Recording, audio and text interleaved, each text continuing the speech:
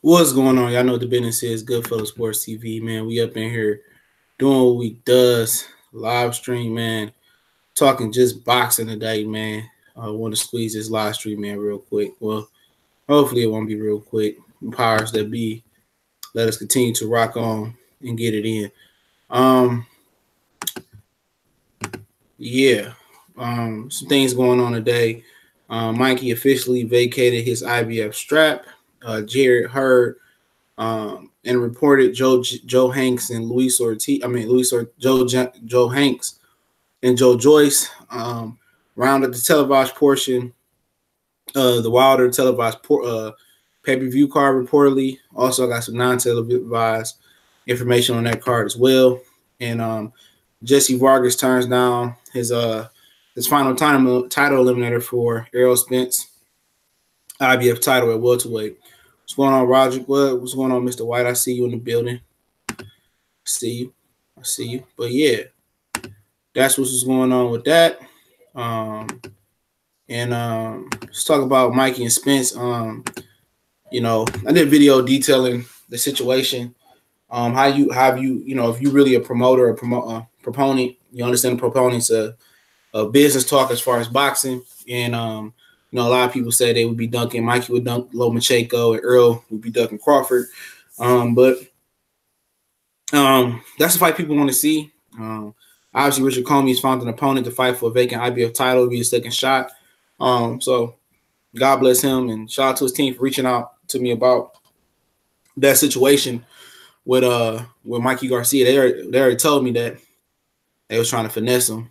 So shout out to his management, whole team over there for showing me love right there. But it is what it is. People gonna believe what they want to believe. Fanboyism in boxing is at an all-time high. You can tell. Same people accusing Triple G fanboys, Canelo fanboys, Charlo fanboys, they fanboys. So I mean, if you're a fanboy, ain't no problem. You know what I'm saying? Just try to see facts for what facts are. But you could say Mikey Duck Lomachenko to jump up 2 weight classes and take on the risk with Errol Spence.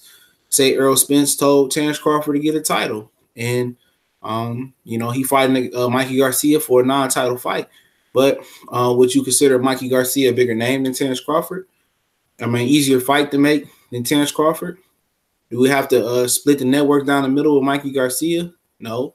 It's an easy fight to make. It was on Mikey Garcia. He made the fight. Would it have looked bad if Errol Spence had fought Luis Collazo if Mikey didn't pull through? Hell yeah. Is this a worthy pay-per-view event? Yeah. I said it is. If I'm hearing Gervonta Tate Davis and Albert Mars is going to be on the undercard, so I have no problem with it. I will support it. I will pay for it. And the word on the street is, not just from Mikey brother, is that Mikey feel like he can win. So I ain't mad at him. You jumping up 2 weight classes. I just don't want to hear the Kell Brook excuse. That's my only problem with Mikey is the Kell Brook excuses where you sit there and you go, you know what, man? I'm gonna come back down and fight Lomachenko at lightweight. I don't want to hear that excuse. I'm dead serious. You know what I'm saying? And I wasn't the same fighter because the Errol Spence fight. Remember, Kell Brook, he jumped up 2 weight classes on his own. And it was said because of the money factor and Eddie Hearn, wanted to make more money. I don't know. I'm not close to that situation or very, very, knowledgeable in that situation. But Kell Brook, he could have fought Jessie Vargas and unified the WBO and IBF belt. He chose not to. He moved up, fought Triple G. I guess the money was better than Vargas. Vargas in Top Rank was trying to get more money from Kell Brook. Kell Brook wasn't willing to buzz, so he jumped up 2 weight classes. And eventually, Vargas lost his belt to Pacquiao. And eventually, Kell Brook came back down. We lost to Triple G, came back down, and lost and got beat up by Errol Spence. And now you're here with Mikey Garcia doing what Shane Mosley, Roberto Duran did, jumping up 2 weight classes. Some people consider it 1 because he actually fought at 40 before. And Mosley and Duran didn't actually fight at 40. They went straight from 35 to 47. But Mikey's last fight was at 35. So technically, you can't say he jumped up from 35 to 40. 47, excuse me. So as far as the fight, do you really believe he can beat Errol Spence? It's been said. I know he for a fact he honed Madonna's skills on getting him ready for Floyd Mayweather and getting him ready for welterweight. After he lost to Devin Alexander, Madonna employed Robert Garcia to coach him. And while Mikey Garcia was dealing with his situation with Top Rank, he was out. Him and Madonna got a lot of sparring rounds in. Him and Chris Johns, I think, sparred. Him and Edwin Valero sparred. He did a great job versus Pacquiao when he sparred. Now, and this is all sparring, but Mikey has been sparring with bigger guys. And like I said before, I gave Mikey either 20 to 30% chance on beating Errol Spence just based on, just giving him the benefit of doubt because I know what type of talented fighter he is. And obviously, he has, I think, 6 more. Let me do this math in my head. He has 6 more pro. He has 6 years pro, 6 more years pro experience than Errol Spence. So that does count for something. People say Mikey started at 126, but Mikey actually turned pro and went to 126. But as an amateur, he was at 132. They say, whatever weight class that is, an amateur. So he easily could have started at 135, just as Bo Max Day. Crawford could have really started and been moved up to 147. But obviously, you want to build your resume on getting as many weight class titles as you can and trying to be undisputed at least one title, which he passed up opportunity to be undisputed versus Lomachenko. But the goal is to add on to your resume to be the Hall of Famer. So that's the goal for Mikey. Him and Errol, I think it's a good fight. I think it's closer than what people think, and I said that before. I think I gave Mikey like a 30% chance, 20-30% chance to win it before. I'm going to still hold that weight. Obviously, if you ask anybody around the boxing circles, they have a lot of respect for Mikey's IQ, a lot of respect for his punching power. Terrence Crawford said, man, he could punch. You can look at his whole facial and body, his mannerisms and say, Mikey can really punch. And, I think it's going to be a good fight. I think Mikey is going to last longer than I believe. I said about 5 to 7 rounds. I wouldn't be surprised if Mikey did a Kell Brook and expose Errol Spence in some people's minds and say, oh, Mikey went 4 or 5 rounds with Errol. Oh, imagine what Crawford would do. Mikey was a guy. Woo, woo. I mean, you're going to get that. You're going to get that. That's just straight up. You're going to get that. But this fight is, in the public's view, does nothing for Errol Spence other than if they do good on pay-per-view, that means he has a leg up on Crawford because his pay-per-view didn't do good with Post-Style, even though it wasn't meant to be a pay-per-view. But obviously HBO was trying to filter on out the top-ranked fighters. But, I mean, Mikey has some advantages, I would guess. Like I said, he has 6 more years pro experience than Errol Spence. He turned pro in 06, right around there. Errol turned pro in 12. For a little bit nugget, Crawford turned pro in 07. So both Mikey and Crawford is more experienced on a pro level than Errol. I'm not sure how long Mikey's been boxing as an amateur, but I understand Errol is a late bloomer to the sport. So Mikey does some good things, but I honestly don't think, and Mikey has some really good feet, don't get me wrong, but I just don't think Mikey is defensive enough to make Errol look bad like people think a Bud will make him look bad or a Mayweather will make him look bad. Or some people think Canelo's upper body movement to make Errol look bad. So I don't think he got enough slick movement. But from what I hear, Mikey is real strong. From what I see, he's really, really technical. Errol Spence is really technical. Errol Spence is just not going to be able early on to walk Mikey down. If he do, I mean, either he's going to get him out there early or Mikey is going to get his respect. I think Mikey going to sit there and be in front of him, try to use some angles, use a jab. I think he's going to try to sneak that uppercut up in there. I think he's going to try to sneak some body shots to slow Errol down. But at the end of the day, nobody's really went to the body on Errol because that's a lost art. And I thought that was one of the reasons why. And I didn't see the Vargas and the Delorme fight. But I thought that was one of the reasons why Vargas hired Mike McCullum is because he wanted to employ a better body attack. And Mike McCullum was one of the most vicious had the most vicious body work in boxing in recent boxing history that I can remember, my recent boxing history. So I think Mikey, needs to go to the body.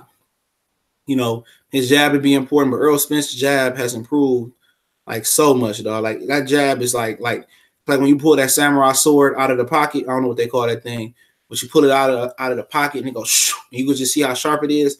It's Errol Spence's jab. So Mikey jab is going to have to be better than Errol Spence's jab. Mikey defense is going to have to be better than Errol Spence's defense. Mikey footwork is going to have to move just enough. His offense is going to have to work with his feet to keep Errol Spence off balance. And that's just what it's going to be. It's not going to be an easy fight. It's not going to be an easy fight. And at the end of the day, like I said, I really don't understand it as far as from a financial standpoint, but maybe the numbers they crunch, because they both were getting around $3.5 to $4 million a fight from what I understand. So their popularity has more room to grow. I mean, Mikey Garcia could beat Lomachenko and be a legend and instantly go to the Hall of Fame. Seriously, he could beat him and instantly go to the Hall of Fame. But like I say, man, we bash guys for not taking chances. I can't bash this guy for not taking a chance. I apologize for saying he was a cloud chaser. He was pump faking. Obviously, they was trying to work out a situation with Richard Comey.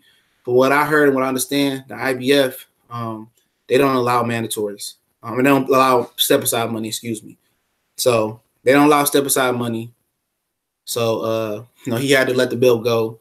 And so if he do come back down from 47 to 35, he'll still hold his WBC belt until they strip him.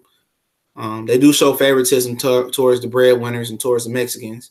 Luke Campbell say he's not going to wait around for Mikey. He wants to stay active. Luke Campbell's a fighter that I like a lot. He just need a more American trade sparring or training experience. But like I said, I like Mikey. I like his chances in this fight, 20 to 30% chance. That won't change. But it was stuff being said about what he's done in the gym as far as with bigger fighters, hurting them, dropping them, giving Pacquiao some good work. So, I mean, he confident. Said he don't do like weightlifting. This fight, he better weightlift. He better do calisthenics. But from what I seen and watching that camp closely on ES News, he's smart. I mean, I that's why I learned how, listening to him, I learned how they pay these boxers, how the promoter gets the money. The network pays for the fight in like a regular Showtime, NBC type fight. The promoter pays for the fight. They give it to, the network pays for the fight. They give like they say, we give you $7 million for Crawford and Mikey. I'm just saying hypothetically. The promoter pays to the main event, because the network only pays for the main event. The promoter pays for the undercard. So then the promoter will take the main event money, give it to the main event. Let's just say hypothetically he gave them both $2 million apiece. That's 4. They gave him 7. So then Bob Arum hypothetically will spend, let's say, I'm gonna be nice. Let's say he spends $500,000 on the undercard. That's what he does. And the rest of the money is his. The rest of the money is his. Over $4 million goes back into Bob Arum's pocket. So that's how it works. Boxing is a dirty game, man. You hear things from local promoters, man, that's nasty, man, and vicious, man. How they do fighters, how fighters fight and don't get paid. So to make it on this elite prize level and be able to get paid like this, man, I respect these fighters a lot, and I respect the bullshit that they go through, and that's just real life, man. That's real life. It's unfortunate that some fighters actually fight in these local cards and don't get paid, so I have to give love to them. Golden Tate, a non-boxing question, I'll answer that. Golden Tate, I'm happy that he left. It was reported that he wanted $14 million per year. We wasn't gonna pay that to an Asian receiver. He was only really good in the slot. He made some plays on the outside, but he lost a step. So I wasn't mad. We got a third rounder for him. We lost Sue. We got 2 compensatory picks. People told me that, that was value, but we could have got more than that for Sue. For Roy Williams back in the day, we traded the Cowboys. I think we got a 1, 2, and 3. I think we got 2 ones for him, the receiver. So I'm not mad at it, man. The Lions ain't gonna win with or without him right now. So it didn't really matter at all. It didn't really matter. Yeah, shout out to Black Faculty, man. I appreciate it, brother. Somebody said Corey Lee in here. I ain't seeing what's going on, Corey Lee. I see you. Going through the chat. My bad. I ain't had the chat up. Mr. White, appreciate all the donations, family. I do appreciate it. Roderick, Saul, what's going on, family? David White, I'm gonna get to this one. Kudos for Mikey Garcia for stepping up and daring to be great. Unlike how you see British cowards fighters today like Anthony Joshua and Dillian White. I'm gonna say this. Josh Taylor has a tough fight this weekend with Ryan Martin. He is definitely stepping up. Some of the British fighters are stepping up, but some of them not. At the end of the day, you move at your own pace. I mean, from this Errol Spence situation with people mad at me about this shit, obviously I don't care. But what I learned about him, man, I'm not criticizing no other fighter. I'm not knocking him. It's just business. It is. It's just business now. So I ain't gonna even put no energy into this shit, man. It's all business. It's all business. You know, so and you know, we kill Anthony Josh for making business decisions. You kill Dillian White for making business decisions. Kill Fat Baby Miller for making business decisions. Fuck it. So when you find out the guys that you think really trying to make the best moves for the fans or make the best fights possible and really on the chase to be great, they not. Everybody's about business in this era. Don't let nobody lie to you. Even the toughest, hungriest fighters that's running through the ranks, eventually they gonna want their money. They gonna make business decisions because they got families to feed, and it is what it is. Melvin Davidson says, "What's up? See, I like your videos on LDBC." Yeah, shout out to the LDBC. I'm just doing me right now. Shout out to most of the brothers over there. I'm just on my own wave, man. So it is what it is. People get upset or not. What's up, Corey Lee? I see you. Effing Swish, not just Mikey. What the fuck? Mikey doesn't lift weights. Yeah. They said he don't do strength training or something of that nature, man. So he don't lift weights, from what I understand. You know, he don't even do sit-ups. I thought he just first time he did sit-ups in camp was for Robert Easter Jr. I heard. I don't know how true that is. How is Spence not getting shit for picking on the smaller fighter? Isn't there anyone in his own weight class he could fight? Womack Dark. Well, no, it's not just that. It's not just that. You know, let me phrase that. Mikey actually called him out, so it was a lose-lose situation. See, I'm not no hater, and I'm always gonna keep it 100. It's a lose-lose situation, all right? Because if he said he didn't want to fight Errol Spence, Errol Spence said I didn't want to fight Mikey Garcia, okay? And he went on to fight Luis Collazo. Wouldn't that look bad? Because people said, man, you could at least fought Mikey Garcia. It's a lose-lose situation. Really, Mikey put him in a fucked up situation by doing this to him, man. He did. You could say it's a cherry or whatever you want to say, but if Errol Spence did not fight Mikey Garcia, and there was nobody else available on the PBC side, and he fought Luis Collazo, you guys would be saying he dug Mikey. I already got it in the comment section. When I did the Luis Collazo Errol Spence video a couple weeks ago or a week ago, you know, people say, oh, he ducking Mikey. See, he don't want to fight Mikey. Not a fight happening. It is what it is. For people that remember like that watch boxing the last 10 years, hypothetically, let's just say 10 years. It's hypothetical. We know the first quarter of boxing is garbage. You know, the last 2 or 3 years, that's changed. But January, February, and March, around the first half of March, I would say, or the first week of March, it was terrible boxing. Terrible boxing. I mean, one year I had to look forward to a John Pascal fight. It was the best fight I got was John Pascal versus Kovalev won in January, or one of them fights he had. But that was the best fight. For the first 3 months of the year, about the first 2.5 months of the year, it was terrible fight song. So now, the last couple of years, we got really, really good fights at the top of the year. I'm not complaining about Mikey Earl. Mikey wanted to jump up. Roberto Duran wanted to jump up. Shane Mosley jump up. Both of them won. And I think Mikey Garcia has the talent to do that. Is he Roberto Duran or Shane Mosley? No, not in my opinion. But they had said Shane Mosley hadn't fought nobody at 35 neither when he jumped up and beat Oscar De La Hoya. You know, so it is what it is, man. I take it. I take it. In a world of fights that I ain't getting, I take it all day. I take it twice on Sunday. Okay, I take it twice. I'm answering some more questions, but I take it. I'm not mad at him, man. Get your money, man. Get your money. Remember this, man. All this shit is a business, man. Everything is a business. No matter if they come out here beating their chest, running through divisions, it's a business. Pacquiao was running through these divisions, and he got with top rank and got to welterweight. It became a business. It became catchweight and dollar amounts. It's a business. I hate to say it, but this is what happens when you turn a poor man's sport into a rich man's sport. You know, and that's what happened. You can't get mad. I'm not mad. I'm not mad about the situation. I take the fight. I buy it. Period. I'm gonna buy the shit. I'm gonna watch it. I'm gonna start supporting these fighters that move up and want to fight the best. Support Earl. I'm support Mikey. I'm not gonna bitch about it. You know, because we could have got fucking Collazo. We could have got Collazo. You know, yeah, you can stream every fight. I'm gonna choose to support black fighters. I'm gonna choose to support Mikey Garcia. I've been a big Garcia fan for years, even before this PBC shit. I would stop my life and watch Mikey Garcia, Salido, Juan Lopez. Big Mikey fan. No, but like I said, I'm a big fan of these fighters. But I'm on my channel. I'm not above criticizing these channels. I'm not. I'm these fighters. I'm not gonna just let shit slide. And I've been like that since upload 1 to upload 1,001 to 1,000,001. Whatever it is, it's not gonna change. Just because I say something harsh on a fighter, it ain't meant to hurt him. It's just meant to like, look here, man. I'm just gonna give you the real. UGC Sniper Goodfellow, what do you think? Mikey Garcia wants this fight so bad. What do you think he sees that everybody does see? Well, I'm finding out. To be honest, that's a good question. I'm actually finding out that Mikey Garcia, and not Mikey Garcia, is not the only one that doesn't respect Errol Spence's skills.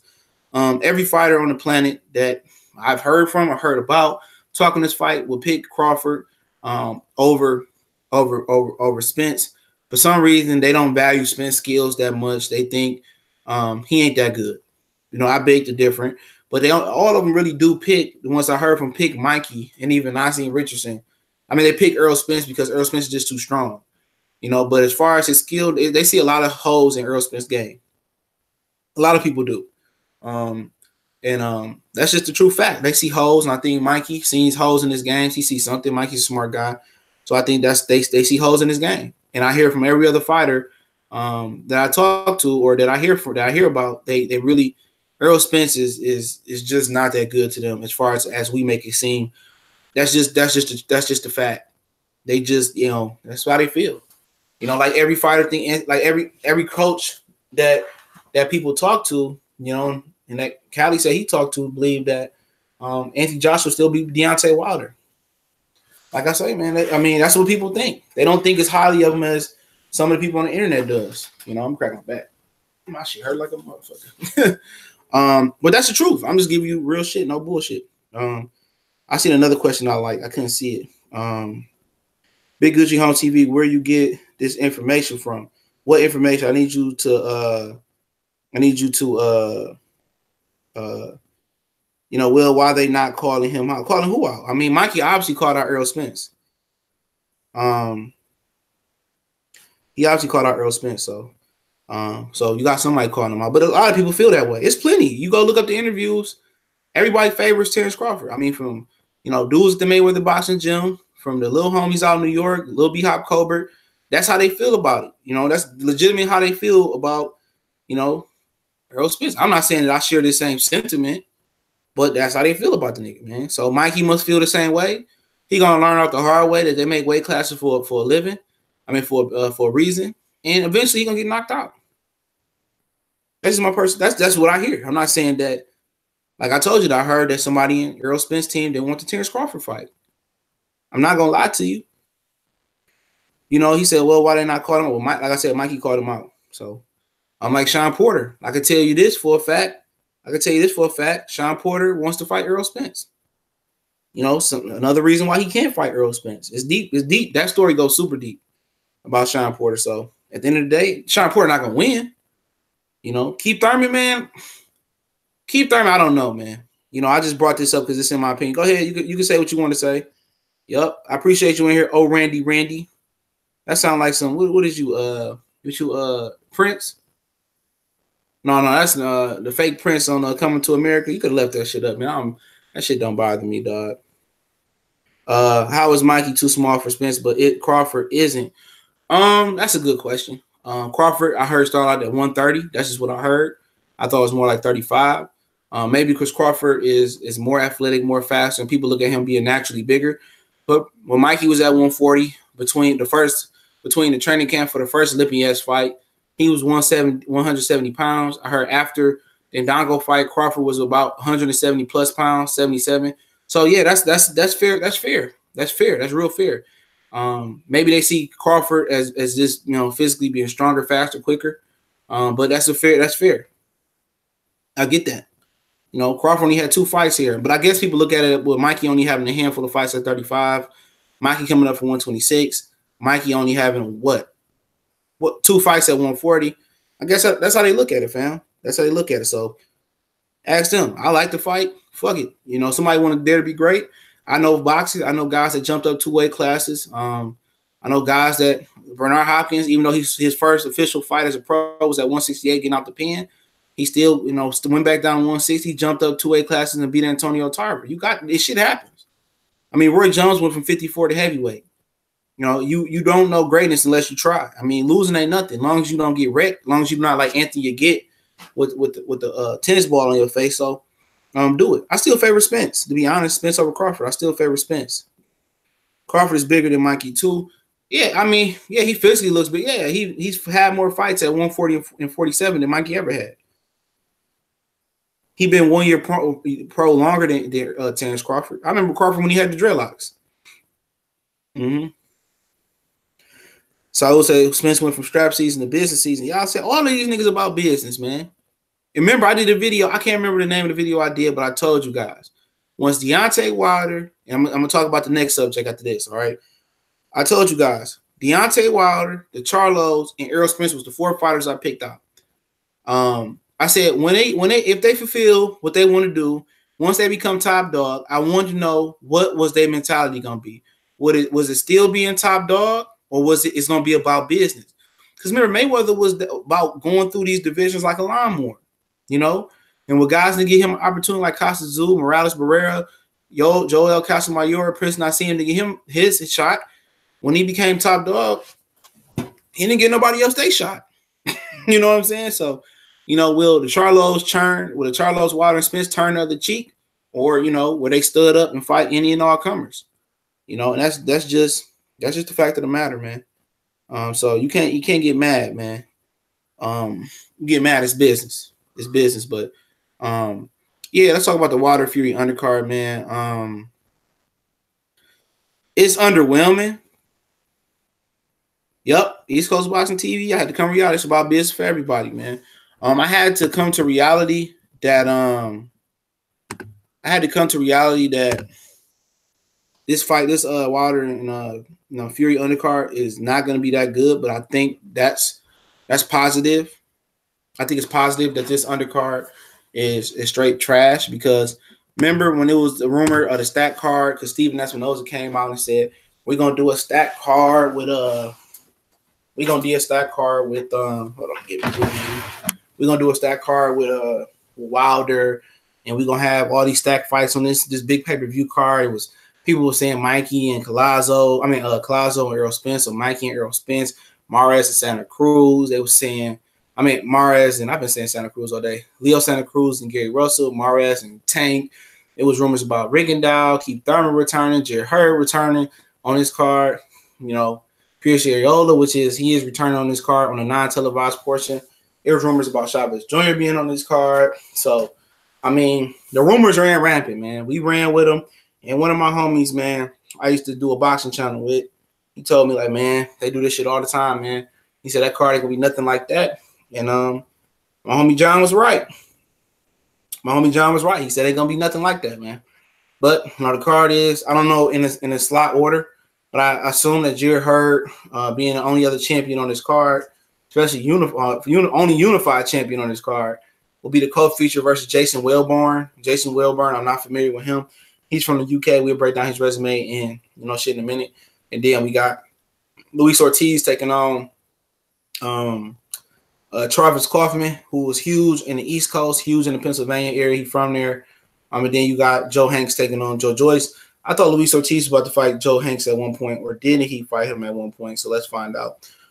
Jared Hurd had a shoulder surgery, which it wasn't a super major surgery, but they want to make sure his shoulder is good. So, so he's going to fight this Wellborn guy. Dan Rayfield said they could have did better like Liam Smith or something like that. But Jason Wellborn, Wellborn is from the United Kingdom. Obviously, he's from Teviotdale, West Midlands, UK. He turned pro in 2005. He's 32 years old, born 1986. 23% knockout ratio, 24-6. He got 7 knockouts and been knocked out 3 times. He just beat Tommy Langford back-to-back, 2 split decisions for the BBBFC British middleweight title. For the BBBFC middleweight title. So this guy, I guess that's supposed to be a junior. I guess he went up to middleweight. Now he coming back down to super welterweight. They got him as a super welterweight. Tommy Langford was 20-1 before he fought him. Now he, 20. I guess he was 20-0. So he wants to score a massive upset. Before that, he fought a guy, Christian Hopkins Gomez, was 6-28-4. And then after that, he fought a guy, Marcus Morris, that was 14-0. Other notable wins. He lost, or notable losses. He lost to Craig Cunningham. He lost to William Warburton, he lost to Matthew Macklin back in 2015 by unanimous decision. He got knocked out by Liam Smith when he was 16-0-1 back in 2014, 6-round knockout. He got knocked out in a technical knockout. He got knocked out in 7 by Frankie Gavin back in 2013. In his second professional fight, he lost to Tyen Booth, who was 2-0. So basically, this is a clear tune-up. They have no height on this guy. I don't think they have a Wikipedia page on this guy, so there's no fights on him. Yeah, I'm looking for height and reach, and fight nights don't even have height and reach on him. But they have Tommy Langford when you look him up, and apparently he's coming back down from middleweight to welterweight. So that's what that looks like. So clear tune-up for Jared Hurd. I hate a tune-up to be fought on our dime. Okay, I hate it that we got to tune up. We got to pay for a tune-up, because when I pay for boxing fights, I like to pay for the whole card, you know. But at the end of the day, we got a truck driver, bartender, whatever y'all want to call him in the comment section. Will Booger say Hurd pulled a bad clerk in their fight. So, you know, basically, I'm happy for this guy getting a payday. You never know. You know, if I was him, this might sound nasty. I'd be jabbing the fuck and hitting the fuck out of Jared Hurd's shoulder. And shout out to Jared Hurd, brother, man. Justin Slick Hurd. I was watching him come up and fight. He had to retire from fighting because he had a detached retina. He was Slick Hurd, and he had a detached retina, and now you got to put his career on the shelf for right now. He's rapping now, so shout out to the Cornerman Radio for that video. I haven't been on that long, Sweet Science at all. Frank Williams, what's going on, family? But yeah, man. So yeah, you know, it is what it is. And then you got Joe. Let's look at Joe Hanks. I heard this name before as a potential opponent for Luis Ortiz. I'm not sure if Luis Ortiz fought him. Yes, he looks familiar. Yeah, Ortiz didn't fight him, but Joe Hanks will be fighting Joe Joyce on this undercard as well. So Joe Joyce will be on this undercard. Joe Hanks is 6'4", heavyweight from Jersey. What's up, Jersey? Brook City in the building. He's 23-0, 15 knockouts, 2 losses. Got knocked out once. He got knocked out by Andy Ruiz Jr. Now, that had been a good opponent for Joe Joyce or Luis Ortiz. People been asking where Ruiz been at. So he came and he lost to Derek Rossi by majority decision back in 2014. He missed all of 2015 and 16. He came back 2017 and got a win. Came back 2018 this August and got a win over 9-6 Terrence Marlborough. So he ain't been too active. This is another easy fight for Joe Joyce. Like I said, man, this undercard is looking atrocious. But the positive thing is that if it was a stacked undercard, they would have been taking it away from Wilder and said he sold all these pay-per-views because it was stacked undercard. So casuals don't buy fight cards. They buy main event cards. They don't buy fights based on the undercard. We do as hardcore and purist fans, but the undercard, it ain't gonna fucking matter. All right. So that's the undercard. Chris Ayola is gonna be on the non-televised portion, and also Adonis Stevenson and Alexander Gufik, who's now trained by Teddy Atlas, will be fighting for the WBC title in the lineal championship, which they stripped Adonis Stevenson of. But they'll be fighting for the true lineal championship before the Deontay Wilder and Tyson Fury card on regular Showtime. So a regular Showtime card fight will come on that night before Wilder and Fury on Showtime, regular Showtime. So if you ain't got money for a pay-per-view and you got Showtime, you'll be able to see a free fight. It's a tune-up undercard. Basically, they should do Keith Thurman on here, man, which I'm going to squeeze in Keith Thurman real quick. I think I might skip the undercard and wait for Wilder. Yeah, it's nothing scintillating on this undercard. There's nothing that gets the juices flowing. It's nothing that interests me, you know, on this undercard, man. Seeing how Hurd come back, you know, let's talk about Hurd coming back versus J-Rock, Carlos Castanos, and he coming back versus Soft Touch Up. I can't knock him. So congratulations to him getting back up on the white horse and trying to ride into that. Question: will Russell be pound for pound if he beat Santa Cruz? In some people's mind, he would be. That'd be a unification bout. Some people already got Santa Cruz on their pound for pound list, so they would be hypocrites not to put Gary Russell on their pound for pound list. Santa Cruz is not on my list, but They make a good argument for Santa Cruz to be on the pound for pound list because all the divisions he moved up, and I guess they do make a good case for him being on the pound for pound list, but I just can't do it, man. He ducked Rigondeaux, he ducked Russell. I just got a personal vendetta against his resume, but you know, he wastes a lot of time on these Mayweather and Canelo undercards too, man. I was arguing with somebody that told me that he wasn't on the Pacquiao and Mayweather undercard. I'm like, man, I remember watching that shit, bro. I paid my money for that one. Like we all did. We chipped in on that fight. And I lost I didn't lose money on that fight. Is it true that Andre Ward training now for the winner of Bellew Usyk? I ain't heard that, but I heard there's a potential that he might come back. My same source that told me about Tony Harrison fighting Jermell Charlo, which I gave y'all that as well too. He also told me that James Prince told him that it can happen. You know, Andre Ward may come back. He didn't say he definitely coming back, but he may come back. So it's a possibility, man. But yeah, man, Keith Thurman and Nicholas Walters, man. I meant to do a video about Nicholas Walters. It's like Nicholas Walters fell off the face of the earth. You know, Nicholas Walters had a nice little buzz. He had beat up on Donaire. He was seen as the Axeman. He was this tenacious, vicious fighter. And that motherfucker, man, just fell off the face of the earth. You know what I'm saying? I'm like, God damn, man. What happened to Nicholas Walters? I like Nicholas Walters. He had a really straight jab. And obviously, he got shelved for about a year because he didn't want to take Lomachenko for the money Bob was offering. Bob shelved him for a year. I guess he needed money. Gave him a lowball deal. And then eventually he quit versus Lomachenko. I don't even think I seen that fight. I think I had to work that night or something like that. I never even officially seen that fight. I seen highlights of that fight that he quit. And it shocked me when I heard Nicholas Walters quit. I heard Porter's on the Spence Garcia undercard. That'd be a slap in the face, in my opinion. That would be a slap in the face. If Porter's fighting on Spence undercard, but that could be true. And they could be trying to just line this fight up for Porter and Errol Spence, but it's a big roadblock in there from Sean Porter that they got to get out the way for him to fight Errol Spence. Nicholas Walters is about to fight Keith Thurman. He probably can weigh enough to fight Keith Thurman on some Twitter boxing page. So that could be true.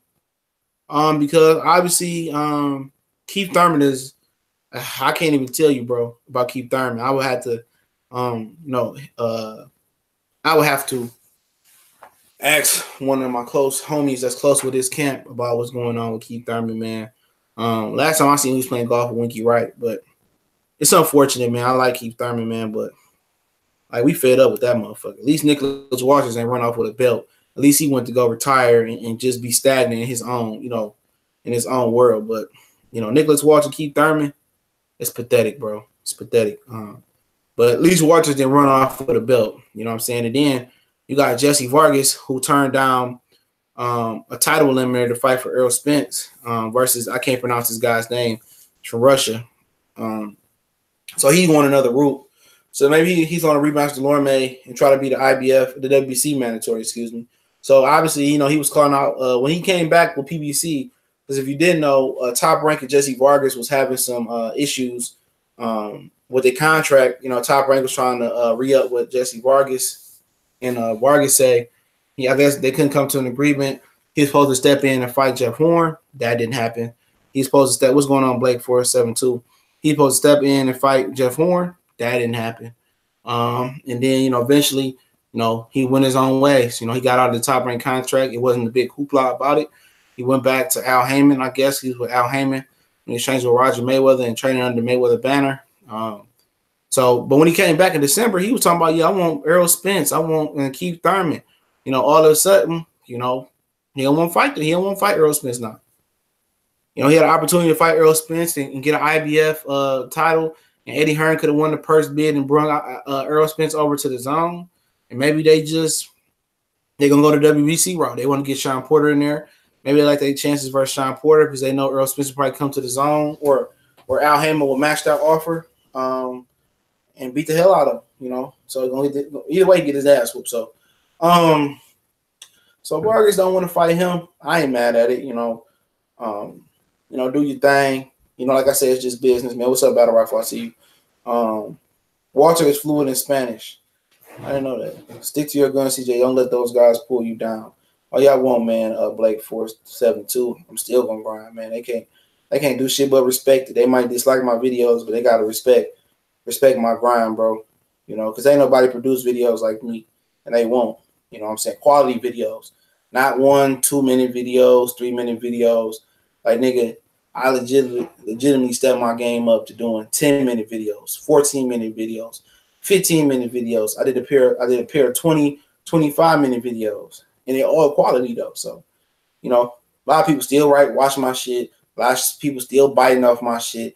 A lot of people just still hating. But at the end of the day, this is where you get the dope shit at. The consistent dope shit. Because a lot of people out there kicking dope shit. But ain't nobody consistent. Motherfuckers will drop 1 video a day, do a stream in the morning, come back, do 1 or 2 videos tomorrow, want to do a video over the weekend, come back Monday, do a video. Like, nigga, I give y'all at least 5 or 7 videos every day. On top of that, working. On top of that, helping my pops run his business. On top of that, running a whole nother page. On top of that, like, it's just a grind, bro. It's a grind, and I'm gonna continue to keep it up. The Bronner fight, Bo wants the Bronner fight. Let him know he ain't that good. Yeah, he had to, bro. I was at that fight. It was a really good fight, man. Vargas I see Vargas in boring fights. I ain't never seen Bronner in a boring fight. The zone paying farmer M's to fight bums. I'm glad he's getting his money. Yeah, I'm always happy to see some young black brother getting his money, man. You know,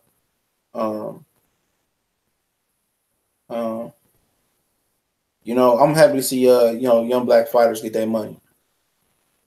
You know what I'm saying? Just keeping it real. You know, get his money. Because ain't no other way he was getting M's. Nobody else is paying that nigga M's. Nobody else is paying him M's. So, you know, he gonna get his money. Trevor Farmer he's an okay fighter. I'm gonna be nice to him. He's an okay fighter.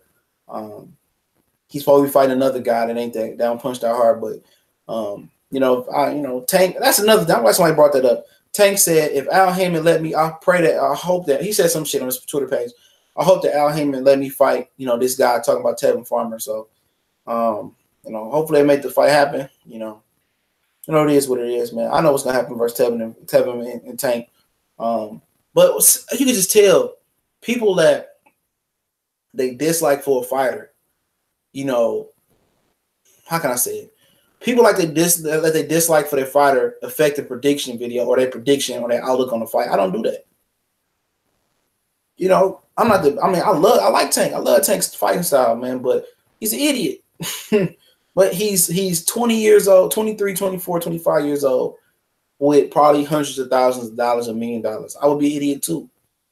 You know, I make mistakes too. I put myself in the same position. And I'm like, man, if I was that nigga, I'd be doing dumb shit too. You just got to you can't think of it as you being 30 years old or you being 40 years old with a full family, what you would do with money. For one, if you got that money today, you might go do some dumb shit. You might go fuck around and impregnate Holly Berry or some shit with a whole bunch of money or some Instagram model and fuck your whole family up. So you don't know what you would do with money until you actually get it, but you don't know what you would do if you were at that age of money. Like, remember, I was an idiot. I was a knucklehead just like Tank.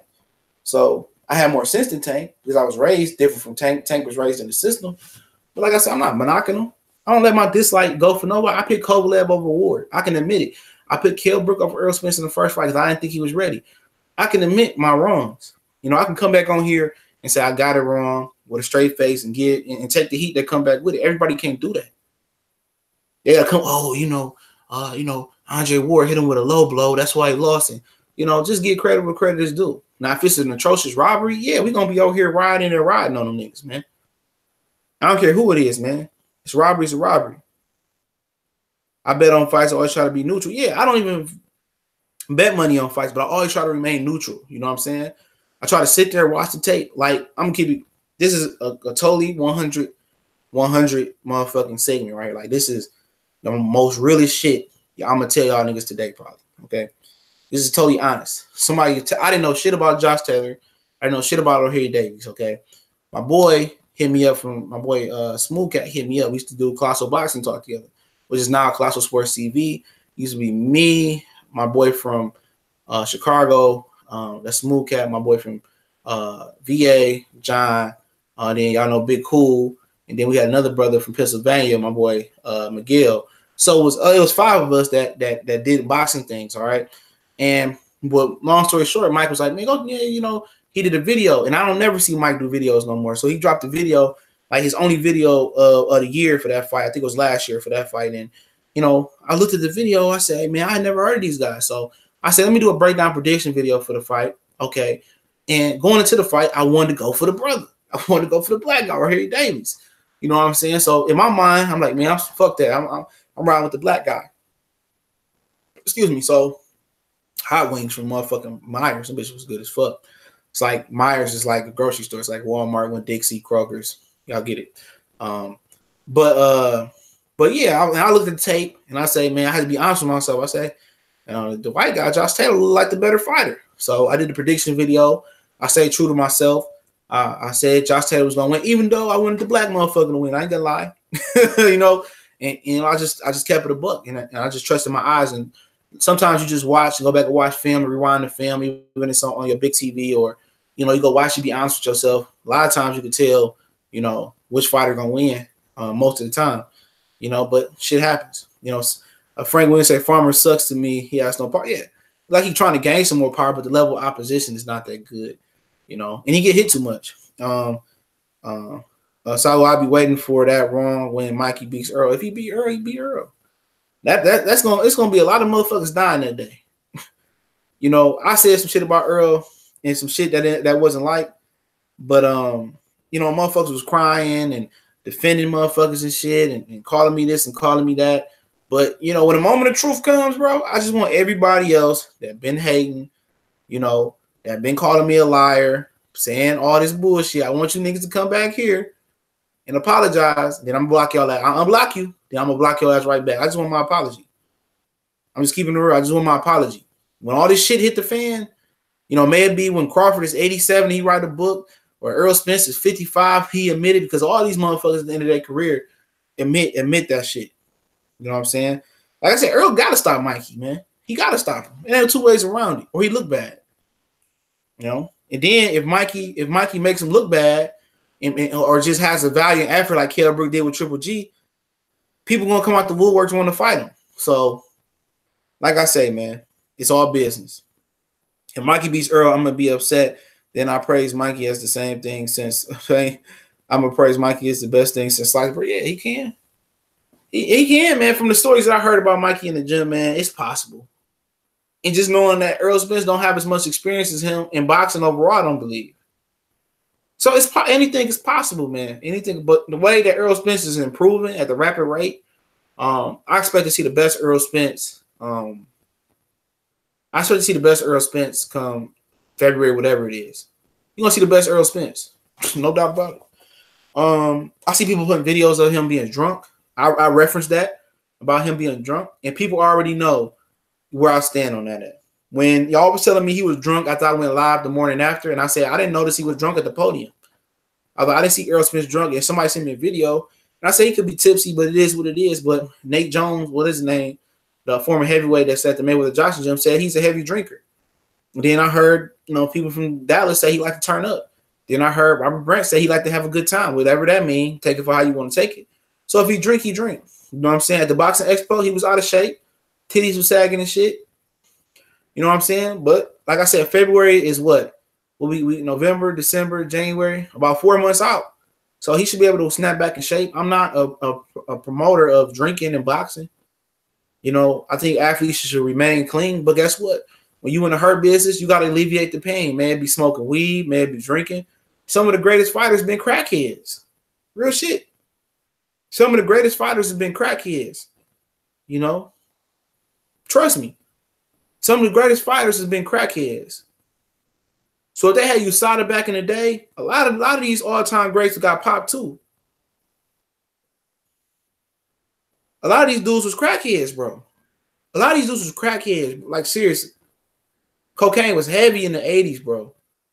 Crack was heavy in the 80s, bro. So you gotta remember that. There's a lot of fighters that they had USADA drug testing that we'd be looking at different. So I look at it different, bro. So, you know, you think fighters have always been clean or athletes has always been clean? No. That's not true. That's not true at all. I remember this old guy, I was lifting weights, man. I was at the powerhouse in Grand River to be exact. I used to lift there all the time till it got boring and shit when no bitches coming through there or nothing like that. And this old dude told me that it was either Hank, I think it was Hank Aaron. He said, man, Hank Aaron wasn't no clean athlete. He used to drink this thing back in the day they called red juice. Red juice. He was on some shit too. And he was just talking about steroids and shit. And the old man, even my grandpa would tell you, you know, your grip was your most important thing when you come to lifting weights. You always wanted your grip to be strong. So my granddaddy and this old man at the gym remind me of my granddaddy. They had them little hand squeezers. I got some around here too. And they just squeeze all that. My granddaddy be in the chair watching tennis, watching baseball, doing that shit. And that motherfucker was strong. But he told me he said, man, these motherfuckers been taking shit for years, man. And this old nigga one, I don't believe he was lying either, man. You know. He said Blue Blood just went live and said it's lies that Errol Spence is drunk, but he does have an occasional drink. Yeah, I mean, how can I call him how can you call somebody a drunk and you don't know him? Shout out to JD Films in the super chat. Appreciate it, family. I don't know if he a drunk. I just referenced in a video that Nate Jones said that, and it's been going around. He was drunk at the fight, you know. And I told you guys Keith Thurman was drunk. I got the video that I did about Keith Thurman in an article they did about his wife. He said, I flew over to Nepal. You know, I don't know why he was over there, but he flew over there for a vacation. He had a drink. He was drunk at the bar coming off the flight. His eventual wife thought he was a sleaze bag. I'm paraphrasing. He came back the next day, cleaned up, took her out, and then they just hit it off. So I told you that Jamar Charlo was apparently drunk on live IG a couple years ago when he first moved up to 160. He was drunk at the bar talking about how fat his girl butt was and how he was going to knock out, you know, Philly was whack. He was going to knock out Jessie Hart. And he said, I'll knock out Danny Jacobs and Triple G. He took it down, but go ask Mazuma TV. Mazuma TV did a whole video on it. So at the end of the day, I mean, at the end of the day, like I said, when you get older as a fighter, you know, when you get older as an athlete, all that drinking and partying, that's the difference between you being Bernard Hopkins, you being Floyd Mayweather, you know, you being Ray Allen and playing years and years, you being LeBron James. Or you can end up like Charles Barkley. You can end up like Shaq. You know, they don't keep themselves in shape. They don't stay close, you know, shape in the off season. You can play a long time like Kobe. You can play a long time like a lot of these guys. But that's the difference. You have to treat your body like a temple. I can't say that, bro. I can't tell you what it said. If I said it, then I ain't gonna tell me nothing else. I can't tell you that. But just know more people know than I do. And it's people that's behind the scenes that know this. They know this fanboy shit getting out of control, man. They know it. You know, they can stop it, but I'm not with the fanboy shit. I'm not with pushing the agenda. Okay? I've always been square business, man, and my page gonna stay square business till I stop doing this shit, man. And the shit crazy. And the people that's hyping this man up, they know this shit, bro. They know everything. And they continue just to push him because that's what you're supposed to do, because that's what Mexican fan bases do. That's what Puerto Rican fan bases do. That's what the UK fan bases do. Kell Brook was drunk on the plane and got threw off a plane going to Italy or Germany, one of the fucking countries. He was drunk on the plane, got threw off the plane or some shit like that. So I'm not knocking it, though, but it's getting out of control, man. When everybody is you talking about Blue Blood, not Blue Blood. Oh, you talking about Blu-ray, excuse me, Blu-ray. Okay. Blu-ray. I mean, yeah, you know, he gonna say what's right for the team. Sorry. He gonna say what's right for the team, but like I say, I told you it's several fighters that drink. It's several fighters that was crackheads back in the day. Appreciate it, Mr. White. It's seven fighters. Spain. Appreciate it, Spain, Alex Santos. It's seven fighters that was it was niggas that was beating niggas' ass that was crackheads. So you laughing about Ezel and crackheads fighting in the hood, man. It was crackheads fighting, bro. It was crackheads fighting. Crackheads thugging it out. You know what I'm saying? So at the end of the day, I'm not knocking none of these dudes, man. Have you ever played a physical contact sport, man? You know what I'm saying? Have you ever played a physical contact sport? Because when you playing football, you playing anything with contact, man, your body just hurt, bro. Like you had no choice but to smoke weed or take a drink to relax the muscles. So I'm not knocking him. I'm not calling him an alcoholic or calling him a drunk, because the same people that's calling him a drunk, their favorite fighters is a drunk. Keith Thurman admitted that he was drunk at the bar.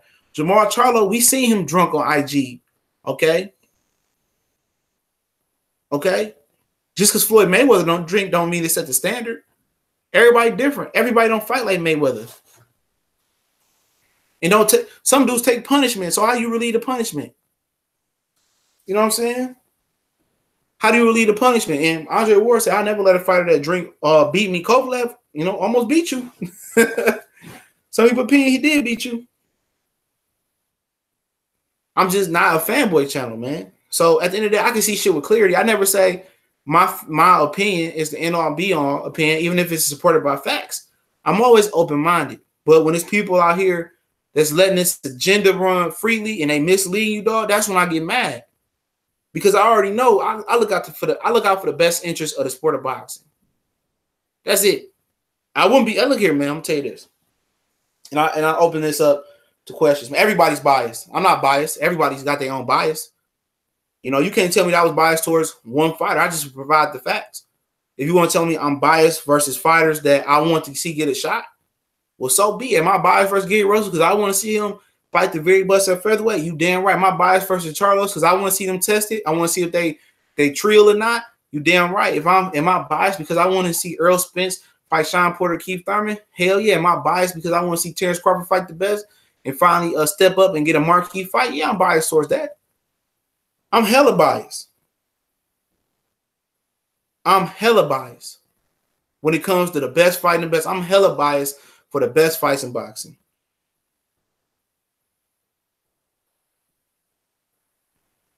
He said, "Hey, hold on. See, he said, C-Dub, how is this? He's misleading. He's always been up front saying he's not trying to fight Crawford until he gets other belt. But at the end of the day, didn't he say Terrence Crawford get a belt and I fight you? I mean, when you say something like that, niggas ain't thinking about that other shit you say in between. Niggas ain't making videos and saying, oh, Errol Spence said until he get another belt, he want to fight Crawford. No. People remember him saying, get a belt and I'll fight you. People look at him and say, Sean Porter, Keith Thurman not trying to fight you. And I know why Sean Porter not trying to fight him. God bless his little heart. I know why that. It ain't his fault. But if you can't get another champion, you need to go get a champion. That's how people look at it. He fight Mikey Garcia, then the haters gonna say he should be fighting Terrence Crawford. Mikey ain't got a title. That's a useless fight. And Mikey should be fighting Lomachenko.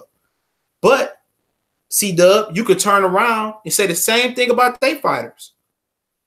Why Canelo ain't fighting Jamal Charlo next? They both available and fighting in December. Why he ain't fighting him? Why Triple G ain't fighting Jamal Charlo get a shot at Canelo like he wanted to? Why Danny Jacobs don't fight Jamal? Why if Danny Jacobs don't fight Jamal Charlo next? Then he was puffing smoke. So you see how that play down? You see how I play? You can do it the other day. You can do it all day. All day. This shit is a big business, man. It's a big business. Yep, Errol Spence model strap season. When you come out here, I want all the smoke, but in reality, you want some of the smoke right now. You open yourself up to criticism, man. You do. You do. And that's just real shit. And now your fans got to just, a lot of guys out here got too much pride, bro. Too much pride. I say I'm wrong. I was wrong. Who gives a fuck? I'm wrong. But when you push an agenda and you know you're wrong, you know you should stop it or try to cut the shit, even though it's not my job to tell you how to cut the shit or how you should stop it or how you put a plug on it. It's not it's not me. I'm not in that predicament. If I was, I'd think of a way. If I didn't, I'd delegate to somebody else. Like, dog, what should I do? But hey, to each his own. To each his own. Yeah, all these boxers doing the same thing. Wild Will Boog, hell yeah. And we was in a position too, we do the same thing. Because I ain't the one out there taking punches. Because when I was the one out there taking hits, and somebody had criticism, somebody in your family be in the stands, you should have did that, you should have did this, nigga. Take my passes off, my jersey off, nigga. You go do it. This shit ain't easy as it seems. MM Sports Talk, what's going on, family? I'm gonna read your comment in a minute. Let me get you together, family. Okay. Oh, you too. Hold on.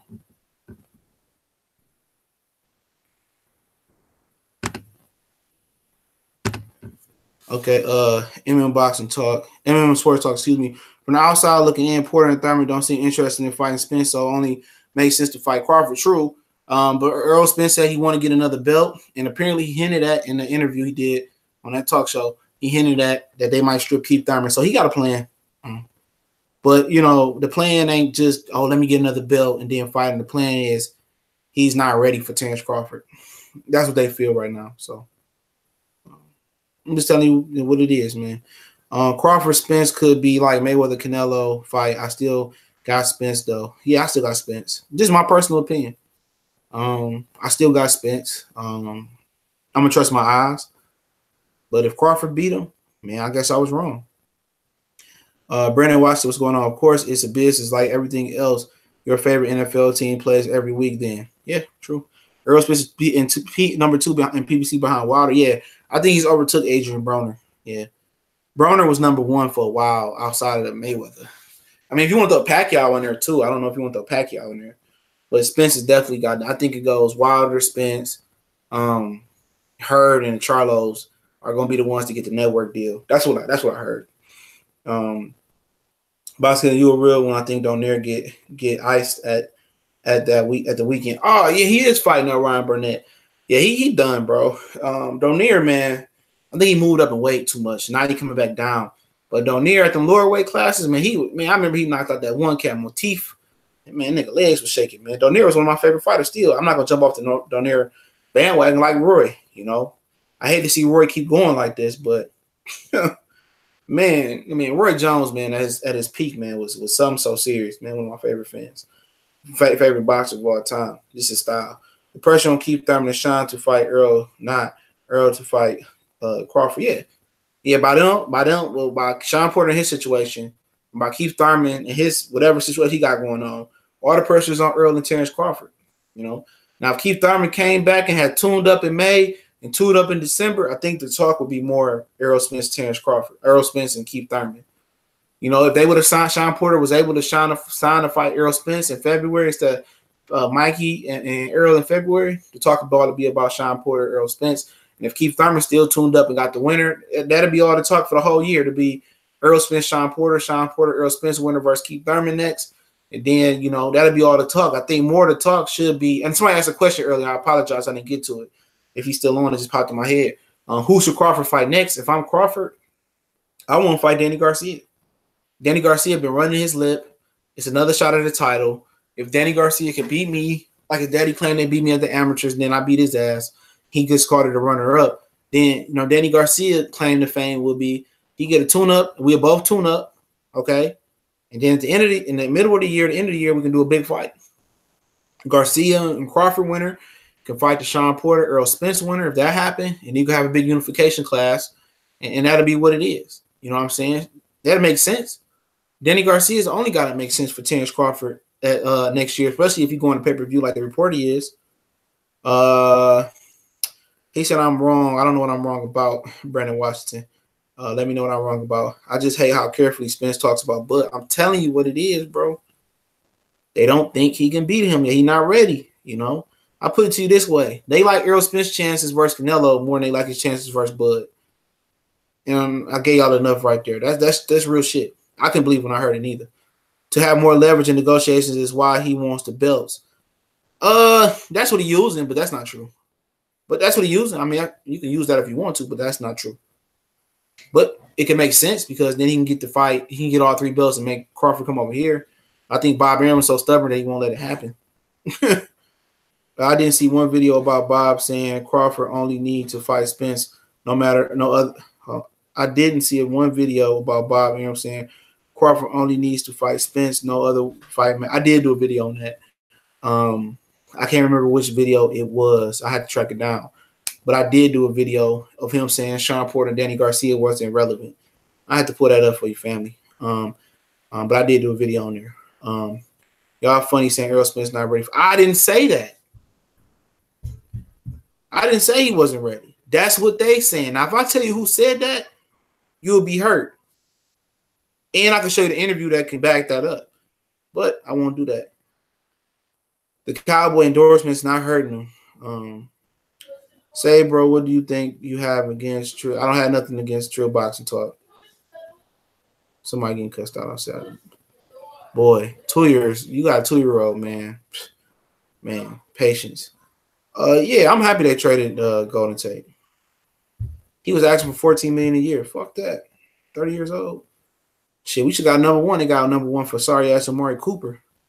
That plan might end with Crawford as undisputed again. They're playing a dangerous game. Good. He be undisputed. He election. They said Crawford trying to retire now, man. He's trying to get out of there. So Ryan Burnett to feather fisted to KO Donier. Yeah, he ain't got no power. That's gonna be a problem. Oh, I feel bad for old boy. Emmanuel Rodriguez, he about to get put in the body bag, bro. Man, I knew you were about to put him in the body bag. Sir, Cryptimus Prime, what's going on? TJ versus Burnett should be an interesting one. Interesting. It would never get made with Hearn and Warren going back and forth. Yeah. Tournament bringing promoters together.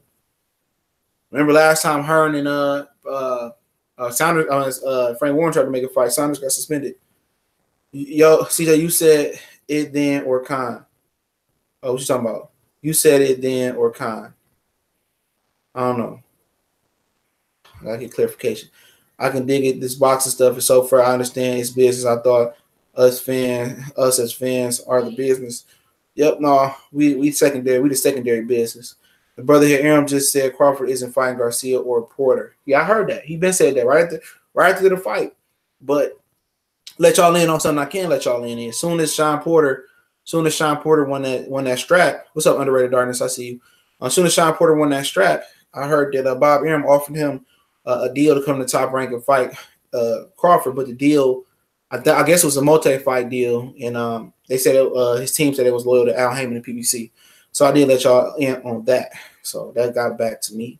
Good fight. I like the Kell Brook fight for Bud too. Yeah, I mean, can Kell Brook make that weight anymore? And you know what I'm saying?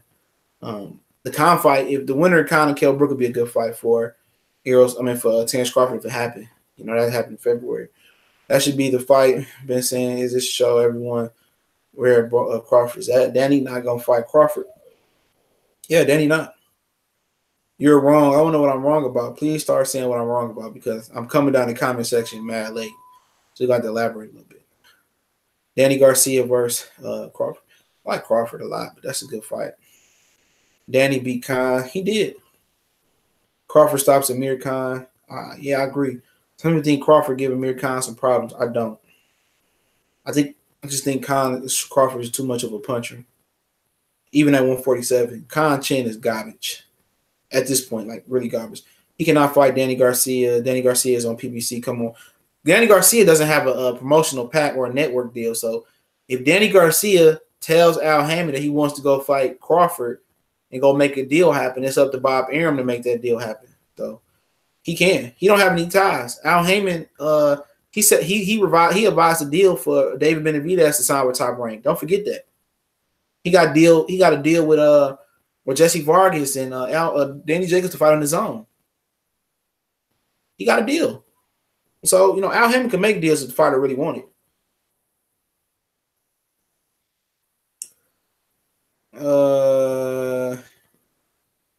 That doesn't sound like Spence talking. It sounds like that he's been told by other guys. I mean, yeah, I guess so.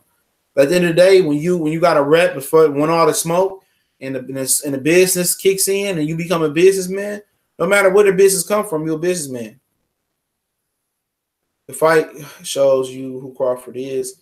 Yeah, it does. I think he beat the shit out of Danny, though. He ain't kind. They could tag team on his ass. Oh, he's all like, my bad, C-Dub. Okay, my bad. There's no other fights for Bud. He's going to have to travel. Yeah, or have to just sit at Omaha and fight any and everybody. Like I said, man, a lot of these things that I say, it go over people's head. Remember, like a while ago, I said that it's going to come a point where Crawford's not going to be able to fight nobody and PBC is going to box him out. And Crawford is going to have to Crawford's going to start falling down the pound for pound list due to the level of opponents that he's fighting. I said that. I predicted that. Underrated Darkness. I see you, family. What's going on? Love Underrated Darkness channel. Make sure you go check the brother out. They talk about everything. Man talk, sports talk. He got a lot of things going on, man. And I like that, man. I think he's from Brooklyn in the house. When I come back to Brooklyn, we got to hook up, man. I'm planning on trying to go to an early fight next year in Brooklyn. I like going to New York around March for my birthday, man. It's perfect. You know, good to go to New York when it's like in the winter or wintertime, springtime, because it ain't too hot. It ain't too cold because you're going to walk. Like, nigga, I don't know how it's fat people in New York, but you're going to walk. ABC Finest, Spence and Crawford have network deals. They can't fight. No, Spence doesn't have a network deal yet. Spence is still a promotional network free agent, but they are working on a network deal from Spence. At least that's what I believe. If Devin Haney's working on one, Spence is too. And Marion Rodriguez versus the Monster is a fight I'm down to watch, man. You might watch somebody die watching that fight because it's gonna be New York's a bad boy. Kid Bud LC 90 watching 36 like 27 dislike. Your challenge should be love, hate boxing. That's how it is, man. They mad at me, but they love the content, so I can deal with it. And like I say, free promo, bad promo, better than no promo. Yeah, give me a minute. Somebody called me, so give me a minute. Let me mute this. So.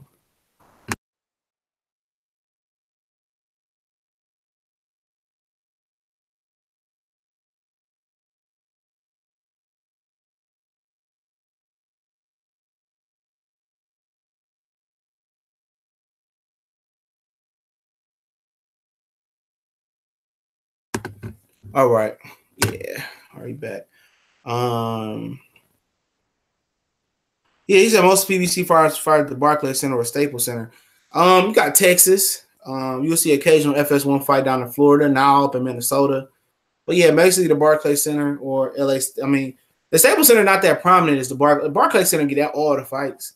The one thing I do like about the zone is going to Kansas, Chicago, Boston, and New Orleans. Well, New Orleans, they trying to make boxing good in small city or small fight cities. You know what I'm saying? That's what I don't like. I think boxing should be accessible. They should at least throw a card in five markets that's not the Barclays Center or whatever. But remember, Al Heyman has venue deals with these guys. He can cut deals about the venue and insurance price and stuff of that nature. So he's real versed in the deals. He got a deal with Barclays Centers. He got deals with Staples Center. So yeah. But give me some place that you would like to see fights go to. Some others. I love to see more fights in Miami, like the co-feature between Gamboa and Lopez. So I think that'd be good.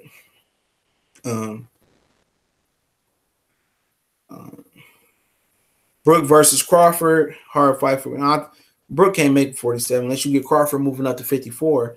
And I heard Brooke having problems making 54.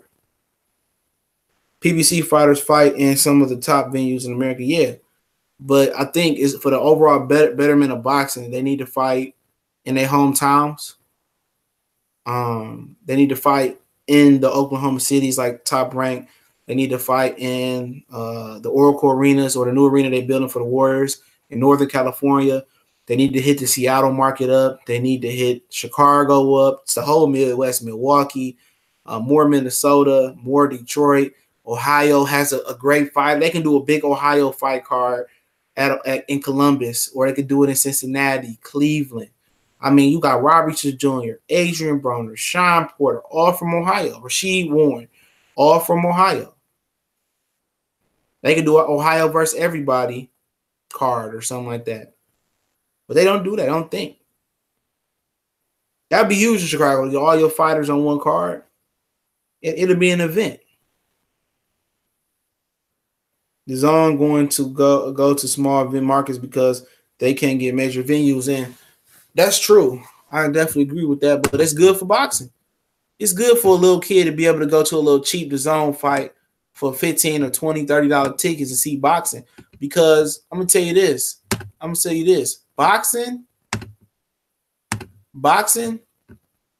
is just like any other sport. Once kids get exposed to it while they're young, it's good because then they're gonna want to be a boxer. And you get better talent. So, yep. Yeah, Atlanta and DC for sure. Anytime Lamont Peterson fight in DC, that's real. Florida, Keith Thurman should have his comeback fight in Florida. You know what I'm saying? So I don't understand why. Would love to see pro fights come to Milwaukee. I think that's where they need him at in Milwaukee. They need him that in Chicago, Minnesota, Ohio, Detroit. You know, more fights in Philly. Come on, Philly is legendary. Atlanta is pro-black. It's all black in Atlanta. The Atlanta Hawks game is the only time I see the majority of black people at a professional sporting event. DC. Come on, they can give Tank and Gary Russell the headliner card down in the DMV, right? Mr. Martin said Crawford just not powerful enough to beat Spence. All that skill won't be enough if he can't hit and hurt Spence. And Brook hit Spence with some good shots, but it didn't hurt him. So man down. Yeah, that's a good point. But you know, for some reason they don't think he's ready. You know, Bud is a slick fighter, and Bud is still gonna grow into 147. But I agree. I think Spence is just too powerful for him. But maybe Bud is just stronger than we think. Maybe they want Bud to slow down a bit. It happens. Athletes see that money in it, and better athletes will continue to come join. See it with the heavyweight division. Yep. Teofimo Lopez said he coming for Loma. He better sit his ass down. Worry about Mason Menard, man. These dudes want to run before they learn to walk. They want to go to crawl to run, man. You can't do that, man. And his daddy gonna get him fucked up, man. For real. Lomachenko will beat Teofimo Lopez. Right? Teofimo Lopez, get your 20 or something fights, bro. Lomachenko can't move up. Lomachenko not gonna move down for about 2-3 years, man. Get your fights, man. Get your 20-something fights in. Then you think about moving up, fighting for Richard Comey. Then you think about fighting a Luke Campbell after another year. And then you go for Lomachenko. All these dudes want to come and fight these elite, once-in-a-generation type talents before they're ready. Just take your time. It's no reason to rush it. Yeah, they bring boxing back to AC. That's great for the sport. Yeah, Atlantic City, Mike Tyson used to have great fights there, and now they got the new Hard Rock Casino, a new venue there. I think they definitely bring more fights. So you see, the Zone was gonna come there November 17th, but they switched it to Kansas for whatever reason.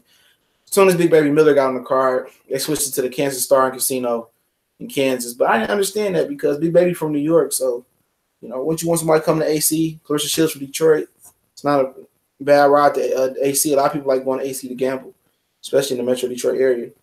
Teofimo Lopez, a wild kid, yeah, he need to sit his ass down and fight this competition, man. Yeah, I love Teofimo Lopez. The kid got talent, but he gonna have to be an example for these niggas, man. I guess the Erickson Lubin example wasn't good enough for these guys. Where Erickson Lubin got put on his neck and will sleep like a toddler. I got upstairs on his neck when they go sleep, they butt up and they sleep like that. That wasn't enough. So one of these young dudes will have to be made an example of. You know, I love for Tank to get one of these young niggas in the ring and make an example. I see Ryan Garcia. I see Ryan Garcia is training with Canelo coaches, and Ryan Garcia gonna be all right, y'all. Ryan Garcia gonna be all right. That Eddie Reynoso and Chapo, they getting him together.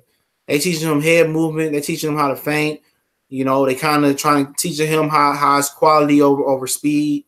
I think with them, it's gonna be a matter of time. Ryan Garcia gonna be an okay fighter. I'm not saying he's gonna be the greatest. I want to see more of these prospects to become example. Yeah, I mean they keep talking shit, and at the end of the day, you know, I love the heat. I love the fire. I love the hot testosterone. But it's somebody gonna have to get put on their neck to put these niggas back in their place. Lubin wasn't a good enough example. You know, Teofimo Lopez will have to be the poster child. But you never know. He might fuck around and beat Lomachenko, even though I know that's not gonna happen. Yeah, Ryan Garcia has the speed and everything. He got the power, he got the balance and everything. You know what I'm saying? I don't know, you know, he just gotta get the defense. You know what I'm saying? What's up, VBS Lou Stone? Let's see. For Lubin. Yeah, man, Lubin to be back. I thought I had Lubin ranked as a better prospect than Errol Spence, to be honest. But he moved too fast. You know. I knew when he fought Jamel Charles, that's a bad fucking fight, man. It's a bad fight. Erickson Lubin only had one fight this year. What's going on with him? Yeah, I don't even recognize he had one fight. He need to be getting 6 fights in this year. He need to go back to a prospect stage, but hey, that's bad. C-Dub, he going to be all right. I wish Haney did the same and get a legendary trainer besides your dad. But yeah, he does have a legendary trainer. He's still training with Floyd Sr. He's still training with Floyd Sr. You know, he still got Floyd. Floyd Sr. don't be in the corner, but he still do his gym work with him. Boxing Killers TV. Jacobs don't want fight. Andrade said that, bro. They both said that. Andrade said it too. So I mean, like I said, people say there's more fights on the zone for Jacobs. That's not true. It's a bigger fight in Canelo, but at the end of the day, you gonna get pony down on. They gonna pony down on him.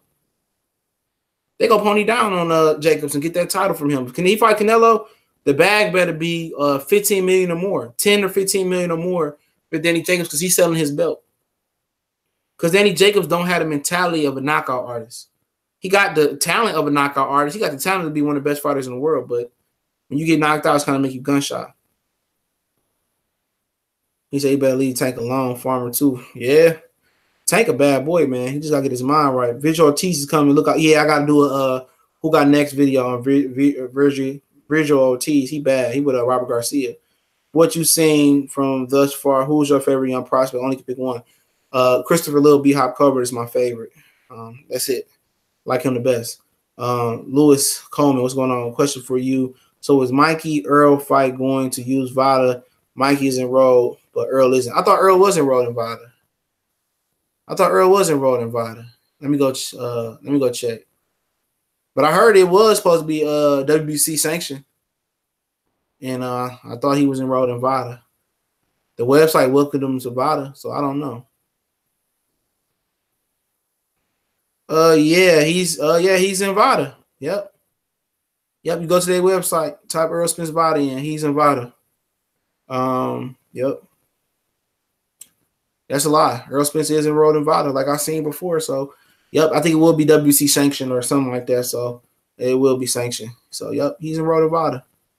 So, yep. So everybody's asking about it. He's still enrolled in VADA. You can go to the VADA website. What do you think about the Felipe? I don't even know him. Young heavyweight prospect. All right, I'm gonna have to screenshot that and go check him out. I'll let you know. CJ, do you think Tank fizzles out or lives up to his potential? I'll let you know next year. I want to see how his life changes, man. Actual facts, Angel Santos, what's going on, family? I gotta see how his life changes. The talent tell me he gonna live up to the potential. I believe he could beat Lomachenko, when he moves up and get ready. But the way he going down, I'm losing faith. Okay, forget about that. He don't be in the corner, right? No, the 2 fights ago, Floyd Sr. mother had died. Last fight, I don't know what happened. So, pony down what you know about that young fella, man. I ain't as young as you think.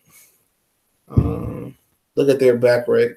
IBF don't require Errol to be enrolled. No, WBC is the only one that has VADA drug testing. The WBA has a drug testing program, but I'm not 100% sure if it's kicked in yet. So, yep, WBC is the only one with a clean boxing program with VADA. But it's not 24/7 though. It's only for when they have fights. So don't let the 24/7 fool you. You have to learn that the hard way. Boxing Killers TV, Hurd needs to get up to 160. He must be killing himself to make 54. Yeah. Before the Lara fight, he was 10 pounds overweight the day before the weigh-in. So, yeah, I think he's going to hurry up and get to 160. I think, like I said, for Danny Jacobs, he got good big fights on the PBC side. I mean, other than Canelo on the zone, if him and Andrade not going to fight, there's nobody else to fight. Because he beat one Charlo brother, then the other Charlo brother, after he fight her, going to move up and fight him. That's 2 fights. If Jared Hurd beat Jamel Charlo, he going to want to fight him. If Jamel Charlo and Jared Hurd have a close fight, they both can play to move up and fight him. I mean, then after that, you got Lara, who was calling him out as soon as he signed to Eddie Hearn Matchroom USA HBO that was calling him. So you got a lot of fights over there, man. Derbychenko rematch is probably something they could look at. So he got he got a lot of fights over there, man. Potential fights. Angel, Actual Facts Boxing, Angel Santos, what's going on, family? I see you. He says salute to the whole chat. I like Lil B Hot, but he don't got any pop. I think it'll come. I'm saying with Shakur Stevenson, I think if they grow into their man body, the pop will come. I don't really worry about these fighters not having a natural pop of Tank, but I think it eventually come, And he don't be dancing on his toes neither. He be sitting down on shots, so he'll be a respectable puncher. But he is growing fast, and he kind of outgrowing his physical frame as far as his frame of weight class he'll be at. Is that still from Earl being no? When you enroll, no, hell no. He just enrolled in Vada. He just enrolled in Vada through the WC Clean program about 2 months ago when he thought he was getting a Sean Porter fight. So he enrolled in it. Yeah, go look at it. You know, the Vada testing to show you all the fighters. The website to show you all the fighters that's enrolled. CJ definitely check out. I'm gonna check him out. He just yeah. He stopped Mansour in 3. Yeah, I heard about that guy. Yeah, I heard about that guy. Mansour ain't no chump. You know, Brazil broke his jaw and he quit. But like it's a broken jaw. I ain't get mad at you. Everybody can't be Edison Miranda. Canelo moving up to 168. He's bulking up, and it's easy working up. It's easy work up there. Yeah, ain't a lot of easy work up there. It's a little. I mean, Canelo talking about going to 175 today, but it ain't a lot of easy work up there. Okay. It's Caleb Plant, Uzatagi, Gilberto Ramirez, Jesse Hart. And I say Ramirez and Hart because they both 6'3", about 6'3". Callum Smith about 6'3". David Benavidez up there. He a bad boy. Anthony Durrell ain't nothing to sleep on. Chris Eubanks Jr. And that's a good money fight for Canelo. You know what I'm saying? So Chris Eubanks Jr. Canelo, you know, if he says 68, that's a fight I'll be targeting, especially if Chris Eubanks beat James DeGale. That's a lot of money over there in the UK for him. But that fight will sell like hotcakes, man. You know, senior with his purse. Tank is young, West Baltimore nigga. He gonna be fine. Hope so. Herb versus Charlo. I was talking to somebody, man. They was talking me into Herb winning that fight, man. So I don't know, man. I'm gonna just have to watch the film. I favorite Charlo, but Herb can fight, man. Herb can box too, man. He gotta just show up his defense. He'll be all right.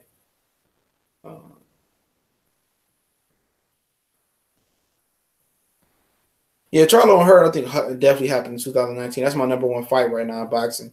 Because obviously, them other fights we talk about, AJ Wilder and Crawford, Spence ain't gonna happen.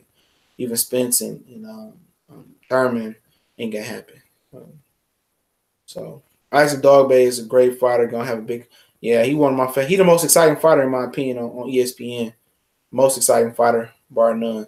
What's so funny now is that on my computer chat. It's faster than my phone chat, and it ain't always used to be like that. So I probably need to update my fucking app. But Flame on 24. Who do you like at 47 and 54? 47 like everybody.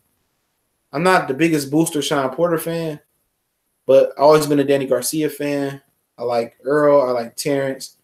I still think Errol is the king of 140. Gonna be the king of 147. 54. Still like Charlo. So I'll keep it real. I'm gonna keep it with the Texas boys. I still like the Texas boys on the rule over their divisions. If I had to give you a secondary guy, obviously, it'd be Terrence Crawford. And 54, I think it'd be between Jared Hurd and Jaime Munguia. I think it's gonna be Jaime Munguia because Jared Hurd win or lose a draw with Charlo. I think him and Charlo moving up. I think Jaime Munguia is gonna be the best of the rest. This is my opinion. You know, he's gonna be the best of the rest. Angel Santos say Canelo just seeing how he can handle it in person with Charlo's punching power. That probably could be true, but the way he bulking up, he didn't cut his hair. He might end up staying at 168. Man, like Charlo ain't gonna move to 168 too. You know what I'm saying? I don't like Tank straight up hater ass female. Yeah, I can. I definitely can get it, bro. You definitely can really fall into personally not liking fighters, man. I think if we knew more how these fighters actually move, like Mayweather, we would think Mayweather, for all of us guys that watch Mayweather 24/7, Oscar De La Hoya, watched him come out back in the day and walk out with minks and the way he was talking, we would all like to hang with Mayweather, but just seeing he got the same, tendencies that Tank got. AB, same way. I wouldn't want to hang out with AB. That's not me. I want to go to clubs and club hop and be mooching and doing this at the club. Like I'm a chill nigga. We go to the club, chill out, get some skirts, stay at the crib, play 2K, drink something, then go park a lot pimp and get some girls a car. That's the type of nigga I am, man. You know what I'm saying? I'm definitely different from them. If you got a couple 100,000 or some millions, you're going to probably want to show it off. But once you get to a certain age, you don't want to do that shit no more, man. You don't want to do that shit no more, man. So hopefully they mature and they will. But yeah, it's a lot of fighters you wouldn't like, man. Like Gary Russell, I met him at the Barclays Center. Totally approachable. Really nice dude, man. I got to say that. Really nice dude. If Gamboa can rock Crawford, then Spence damn show can rock him out. Yeah. I guess you could say that. But it was a young when Spence was a prospect. It was a guy that rocked the shit out of Spence shit. Some African black guy. He punched the shit out that nigga. Brian Carlos Castanos versus Jaime Guia breakdown. Well, I meant to say that Brian Carlos Castanos is fighting Lara in January. It's Lara's last fight at 154 before he moved to 160. I'm hearing this going down in January. WBA gave Castanos the approval to fight Lara. So Lara versus Castano in January. Funny you bring that up. So you're gonna learn a lot about Carlos Castanos. Agreed, Spencer Charlo, 47, 54, 60, Texas roadblock. Yep, that's what it is. It's a Texas roadblock, and I just think they're the better fighters, right now. But you never know. It's always that one fighter that sneak up on us, like Isaac Dogbay, Nicholas Walker snuck up on us. It's gonna be a fighter that's gonna sneak up on us that we ain't talking about. You got a lot of good fighters. Juice Young, Mike Reed was a good fighter before Jose Ramirez beat him. You got some sleepers, Mikhail Fox, Alantez Fox, little brother at 47. You got a 6'5", 154-pounder. I can't remember his name. So you always going to have sleepers. Like Caleb Plant was a sleeper. You always going to have sleepers out here, man. Brookhurst Spence too, but Bud don't have that power, though. Yeah, not yet. Bud can grow. Bud can just box you. Mayweather didn't always have that exceptional power, but he just outboxed you. And that's what Crawford had to do. He had to fight a perfect fight. Errol Spence would be allowed more mistakes versus Crawford than Crawford will, just based on the power and the size differential, man. But that's why, yeah, true. That's why they fight. That's why they fight. You never know. Until fighters fight elite competition, until they start fighting each other to produce an A-level fight, you don't know. Because a lot of these fighters can dissect these dudes. And a lot of these fighters these fights that y'all think, Spence, Crawford, Thurman, Porter, Garcia, a lot of these fights that you think that's close on paper, and you think, you're like, man, Crawford gives Spence the biggest run for his money, and it end up being a guy like Keith Thurman that give Crawford and Spence the biggest run for their money. That's how boxing just works. You know what I'm saying? So you really don't that old fight I'm talking about Austin Draper, by the African black guy. But like I said, the fights that you don't really think that's gonna be the big fights, the tough fights will be the ones that be the tough fights. So I'm about to get up out of here, man. I appreciate everybody for rolling through. Mr. Martin, what's going on, family? Bud is not going to be able to outbox and move on Spence. I think that as well. I agree. I share that sentiment. You know what I'm saying? But maybe this Bud Crawford has this Super Saiyan level number 19, where you go Super Saiyan God on the nigga and shit. And I gotta catch up on Dragon Ball Super. And got something that we don't know, but I'm telling you, a lot of people favor him. I saw on YouTube he took it, but it hurt. Yeah, he hit the fuck out that nigga, man. That nigga was sweating, nose slapping and shit, man. His body punch stops all Bud movement. Yep, I agree. Everything y'all saying, I agree about that fight. But obviously somebody in Spence camp just needs more seasoning. But I appreciate y'all for rolling through, man. It was a good stream. Good, healthy stream, man. I want to keep these good streams going. Shout out to all the brothers holding it down. Shout out to everybody in the LWC doing what they doing, man. I support all those brothers over there. Like I said, once again, I'm just doing what I'm doing. And shout out to Cali Enigma. Shout out to 7-8. Shout out to all them brothers over there.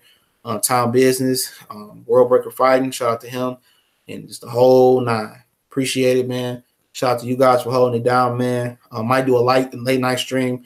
I'll be up with the 2-year-old tonight. So, we'll be up here either doing videos or training a dog, And, my motherfucking dog got into a fight yesterday for the first time. I wouldn't call it a fight. I don't know. Some dog was running around the neighborhood, 2 houses down, got loose. And my girlfriend worked with the girl across the street. Her daughter was running to the bus. Our kids all go to the same school. My daughter was way more older than her. And this dog is sitting in front of my house barking this morning, and my daughter can walk to the bus. She was like, she's like, I can't go to the bus. There's a dog outside. So I'm like, man, fuck that. He can stay at home for school. So my girlfriend was like, you a shitty ass dad. I said, let me get my ass up, put a nigga house coat on, flip flops on. Nigga just barking in front of my house. It turned out to be a girl. So I let the dog out and shit. My dog, like, he didn't want to go out there. I said, no, fuck's wrong with you? But I guess she ended up scratching him or biting him or some shit a little bit. And then he just started hawking her ass. But it was a girl dog. So he don't really attack girl dogs. So they end up being best friends, playing with each other and shit. Dog across the street, the girl, he playing with her. So shit was crazy, man. The girl, she all right. She didn't get bit. The dog just wanted to play. He didn't broke off his leash. So now my dog, he got his battle stripes and shit, nigga. So I ain't mad at him. Man. I'm glad he didn't hit a girl. The Me Too movement would have took my dog out the motherfucking game. You know what I'm saying? But I appreciate y'all, man. I might do a late night stream. Shout out to everybody. Y'all know what it is. We gone.